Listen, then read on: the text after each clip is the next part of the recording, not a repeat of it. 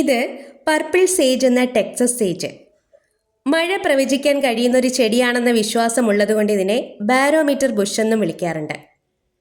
വരാനിരിക്കുന്ന മഴ പ്രതീക്ഷിച്ചാണത്രേ ഇത് പൂക്കാറുള്ളത്. ഇതിൻ്റെ ഇലകൾക്ക് പച്ച നിറമല്ല, സിൽവർ ഇലകളുടെ ഇടയിൽ മണിയുടെ ആകൃതിയിലുള്ള പർപ്പിൾ പൂക്കൾ പിടിച്ചു നിൽക്കുന്നത് കാണാൻ നല്ല ഭംഗിയാണ്. ഇതിൻ്റെ ഓരോ ഇലയുടെ അടിയിലും ഓരോ മുട്ടുകളുണ്ടാവും. അങ്ങനെ ഇലകളും പൂക്കളും കൂടി നിൽക്കുന്നത് കാണാൻ എത്രമാത്രം ഭംഗിയായിരിക്കും. ഈ ചെടി നിലത്ത് നടാം, ചട്ടിയിലും വളർത്താം. ചട്ടിയിലാണെങ്കിൽ നല്ല വലിപ്പമുള്ള ചട്ടിയിൽ വേണം നടാൻ.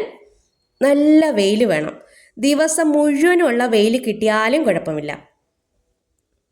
കുറഞ്ഞത് 5 മണിക്കൂറെങ്കിലും വെയിൽ വേണം. ബോഗൻവില്ലയെ പോലെ ചൂട് ഒത്തിരി ഇഷ്ടപ്പെടുന്നൊരു ചെടിയാണിത്. വരണ്ട പ്രദേശങ്ങളിൽ വളരാൻ ഇഷ്ടപ്പെടുന്ന ചെടിയാണിത്. വെള്ളം വളരെ കുറച്ച് കൊടുത്താൽ മതിയാവും. നിലത്താണ് വളർത്തുന്നതെങ്കിൽ ആഴ്ചയിൽ ഒരിക്കൽ വെള്ളം ഒഴിച്ചു കൊടുത്താൽ മതിയാവും.